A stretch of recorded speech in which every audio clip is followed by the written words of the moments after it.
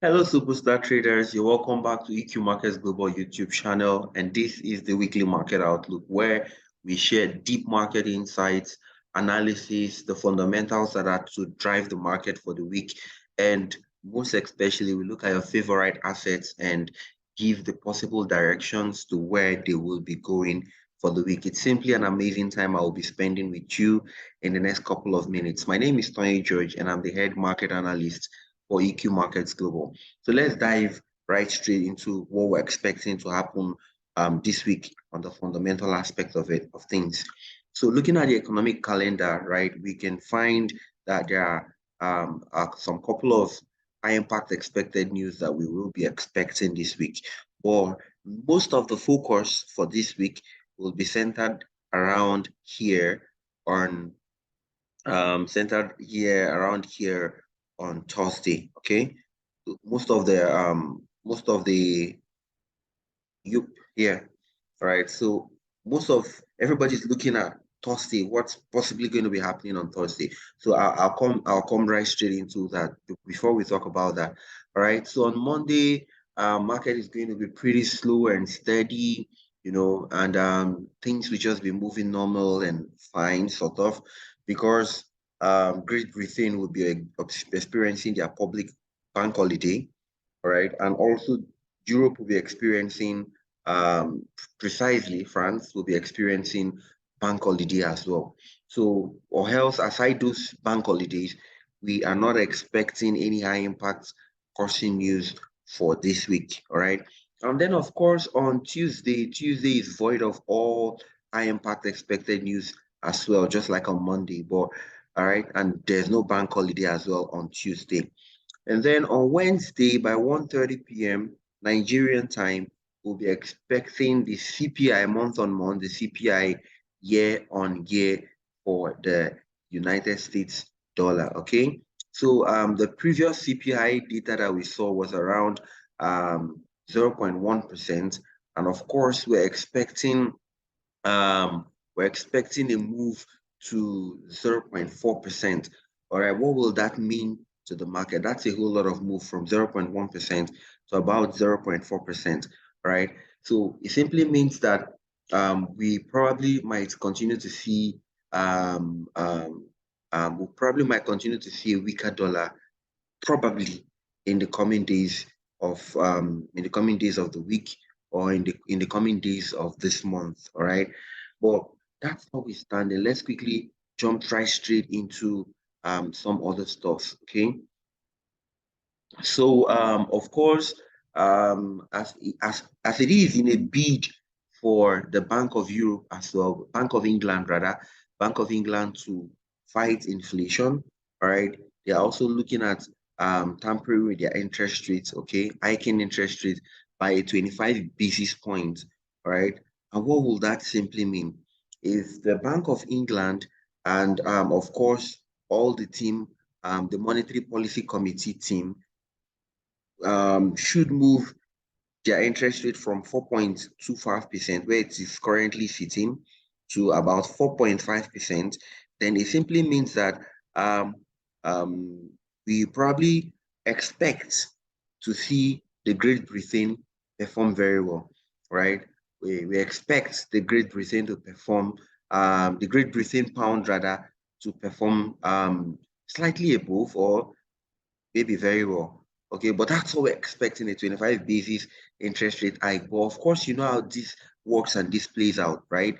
We're not going to make an analysis only on the interest rate hike of 25 basis points, right? There are a whole lot more of things that we would maybe also a whole lot of factors that we would also want to look at other than the interest rate hike. All right. So let's expect that news by 12 p.m., 12 noon by Thursday, May 11th. And then, of course, we'll be expecting some form of speech and press conference sort of by 12:30, just after the news. And then by 1:30, we'll be expecting a core PPI and also an employment claims that are coming out from the US, where previously, right, the data we saw was about 242,000 people claiming they don't have jobs. But right now we're expecting about 245,000 people still within the same range claiming that they don't have jobs, right? So this data is going to impact positively or negatively on the United States dollar, okay, depending on what the actual data is going to be. So if the actual data is actually far lower than or within the same range as forecasted, then we might still see a stronger dollar. But of course, if the actual grows bigger than what is forecasted or what is there previously, simply means we're going to see a weaker dollar, because that wouldn't be good for the United States dollar, okay? And then on Friday, of course, we're expecting inflation expectation for the kiwi, and also we're expecting the gross domestic product month on month for um, the pound sterling, okay? And then by 3 p.m., we're expecting consumer sentiment, prelim consumer sentiment for the United States. So I think these are just a handful of news that we'll be expecting. There are actually no special one, right? But then we're expecting that all of these are going to cause some good level of volatility, especially starting from Wednesday, Thursday, and on Friday. Let's quickly look at the dollar index. Let's see what the dollar index is doing. All right, so comfortably trading now below the 100 period moving average. All right, it's comfortably. In last 2 weeks, we were looking, it wasn't trading exactly below. So we felt, okay, it's going to close above and continue to go up. But of course, if we look at it, in the past 1 month, it had been consolidating around that significant zone, right? So I'll point that out to you. But first, we need to notice is that on the weekly time frame, that the dollar index is comfortably trading below below the 100 period moving average. And of course, that's supposed to give us some level of concern and curiosity as traders, right? Because it has closed below that level. So the question is, does it mean that the dollar is brewing to get more, is setting itself to get more weakened? Or does it mean the dollar is going to actually break below this zone where it is currently trading and head further below? Well. All these are possibilities, but let's still look at the so many other angles to this. So first, we can also notice here that there is a support area, true? So until this support area is broken, okay, you can see this. Until this support area is broken, we would not completely put off the fact that the dollar still has potential to go back above, okay? So until we're looking at this support broken, we still believe in the dollar to rise, all right? So significantly, this area is a strong support area where the dollar is sitting, okay? A very strong support area where the dollar is sitting. So we're still expecting more bullish movement on the dollar. In my own bias, though, if you look at it on the daily time frame, we still got the doubly shaped pattern, still very well intact, right? So we've been talking about this for the past like 3 weeks, right? The doubly shaped pattern is still very well intact, okay? So we will be possibly expecting the dollar go back above, okay? At least make it double bottom, because it's still trading on the zone, right? Until we see a breakout of the zone, the brewing rise of the dollar is still widely in play. All right, just before we go into analyzing your favorite assets, right, I would like you to subscribe. All right, leave a thumbs up to this video, like the video, leave a thumbs up for me, and drop a comment as well for me in the comment section. And then you can also do well to follow us on all of our social media handles. We're on Facebook, we're on Twitter, we're on LinkedIn, we're on Instagram, we're on YouTube, we're on TikTok. Our name is simply EQ Markets Global, right? EQ Markets Global, and you find our page. Do well to follow. You can also follow us on Telegram so that you get first-hand promotional offers and analysis, updates, and even many more. Okay, so let's quickly jump right straight into analyzing our favorite pairs. I'm going to start with the Euro USD. Okay, so for the Euro USD this week, all right, this week, remember precisely I just established the fact that the dollar is sitting on a support, right? And it has been ranging from on that zone for about 3 weeks, going to a month now. We don't completely know if it's going to break below that zone or if it's going to break above that zone, right? And if you look at it on EURUSD, EURUSD as well is sitting.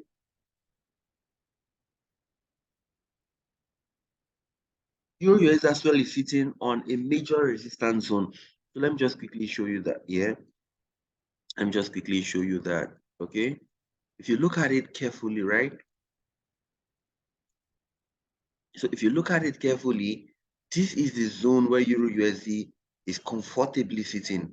I think this same zone has acted as consolidation zone, acted as support, acted as resistance as well, all right? Here it was as well a resistance before it pulled to the downside, and it's now back above, right? So the bullish trend is still widely on the weekly time frame. But if you look at it on the daily time frame, will this zone be respected? Look at the many multiple times it has actually tested the zone. Just look at this multiple times. Now you better appreciate it if I put it on the 4-hourly time frame, right?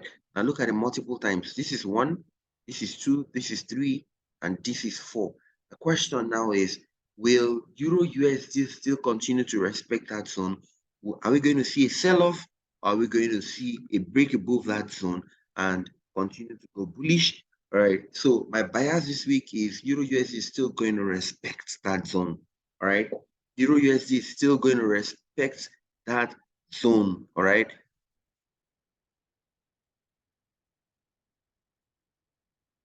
Of course, so I would be expecting somewhat kind of a sell-off on Euro USD, all right, because it's going to respect that zone. So let me show you what I will be expecting, right? I'll be expecting a move to this trend line, and of course, from that trend line, I can then see a break of structure where it goes to break above that particular zone. So first, I see a sell-off, and then bouncing off from this trend line, and then it goes off. Okay, so that's exactly what I am currently looking at on GBPUSD, right? Sorry, on EURUSD. So this zone where it's actually going to fall to should be somewhere around somewhere around 1.07 658, 1.07 658, and of course from this zone is going to bounce off and continue to go bullish. So now that you have the trade idea, what would you do? Look out for sell opportunities, but know that it's going to be short-lived because this is where we're looking at exiting the market, and then from here it bounces back off. Right? Let's look at GBP USD. Okay, let's look at GBP USD. I think my chart is okay, beautiful. So for GBP USD, already GBP USD is doing the most and had broken a well-defined resistance area. Okay, let me show you that as well. This is a well-defined resistance area, just like we found on EURUSD, right? So yeah, it was a support.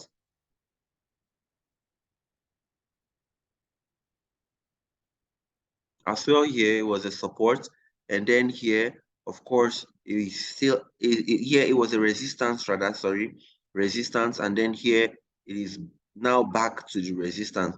The question now is, what happens next? So first, I was able to identify this trend line, and what I noticed is prices closed above that trend line with the last week's candle. Can you see that? Okay, so this was respected on 3 occasions, and finally there was a break on that particular trend line. This simply tells us that GBP USD is ready to continue to go bullish, right? Is ready to continue to go bullish. But let's not also forget the little movements that will be happening on the smaller time frame. So what are those little movements that will be happening on the smaller time frame?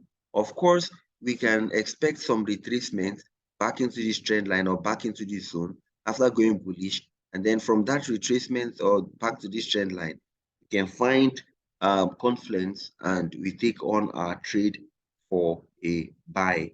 All right, USD card, the same thing happens on USD card. Let me show you what is happening on USD card, right? So this is USD CAD, and I am as much as I look at the chart, I'm curious what this pair is actually trying to do. All right. So first we notice two highs of recent. Okay, that was 1.46624. So the question is USD CAD trying to do the most by rebounding to this particular price area at 1.46624 before selling off? Of course, it's a possibility. So let's not also forget that on the bigger scale of things, this pair is actually going bullish. So this is it on the daily time frame, right? This is it on the daily time frame. You can see that this is first touch, second touch, right? We might probably come to see a third touch somewhere around here. And of course, that's why I marked the line 1.32407, 1.32407. So let's look at USD CAD fall to this zone and then respect this level and continue to go bullish. All right. All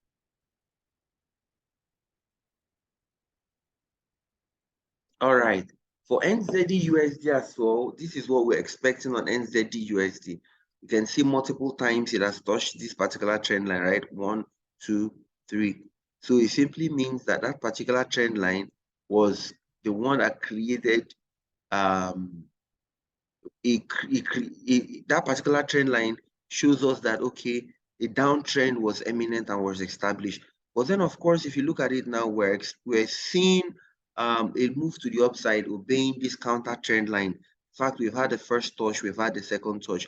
So in my own opinion, this week, let us look at NZD/USD coming into 0.64700, 0.64700, okay? That's where I'm looking at this week, that the NZD/USD will come into. Let's quickly look at gold. All right, so gold is doing the most. All right, for those of you that have been following my weekly market analysis, I always had told you that gold was going to make a triple top, and most of you were asking, how is that going to happen? And of course, last week, how was answered by gold. So yes, last week we now saw triple top.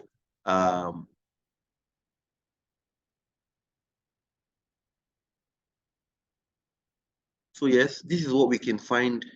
The first touch, second, and last week also we now found the triple top played out completely. We're yet to get a confirmation for a sell-off on the weekly time frame, but that notwithstanding, on the daily time frame we already have some confirmations, okay? Because prices came into that resistance area, okay, and then we have some confirmations already. All right, so what we're expecting is prices moving back into 2034 and then of course selling off. Okay, so yes, prices will continue to go down. In fact, where I expect these prices to move down to is somewhere around here. All right, while your stop loss can be a little above this. But I see gold selling off this week. I see gold selling off this week. Let's quickly look at GBPJPY. There's a very amazing structure I found here. I would like to share with you as well on USDJPY. So let's look at it on the monthly time frame. Okay.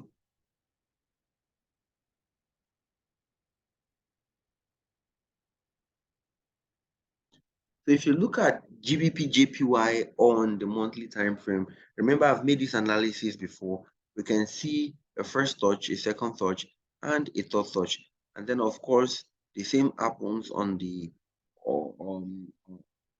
bottom as well. First touch, second touch, and the third touch. Now, it simply means that prices is currently trading at a potential trading area for me.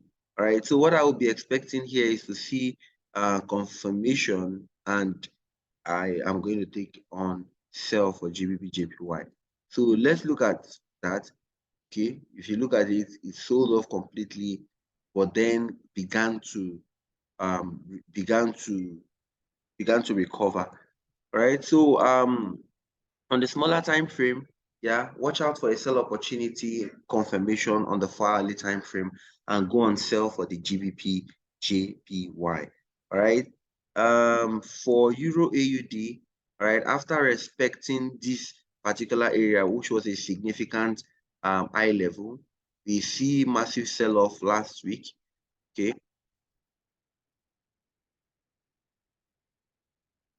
So we see a massive sell-off last week. Yeah.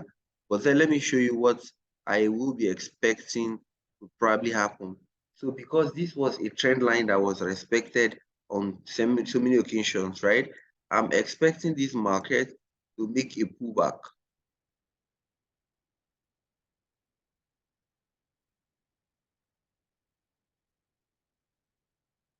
All right. So let me show you. So you see this, yeah? So what I'm expecting is, okay, we've broken the structure, we know. So I'm expecting a pull to the upside. And of course, from that pull to the upside, we will be expecting a continuous bearish movement, right? So this is what personally I'm expecting on Euro AUD, all right? And then CHF-JPY, let me give this final one. CHF-JPY, remember that we found on the higher time frame, we found a double top that was to form, right? This top and this top, okay? So finally, it came touching this top, and then what happens is what?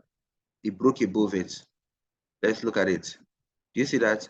So on Thursday's candle broke above that level, and if it breaks above, this might just turn out to be a case of break and retest, right? So we probably might be expecting a retest on that zone, right? Just like we've had seen on the hourly time frame, right? So break above it, see it, and then you continue to buy. All right, that's what we're expecting on CHF JPY. All right, if you've got any question, please drop those questions and comments for me in the comment section. And I will be glad to answer all of your questions. But for now, bye and thank you so much.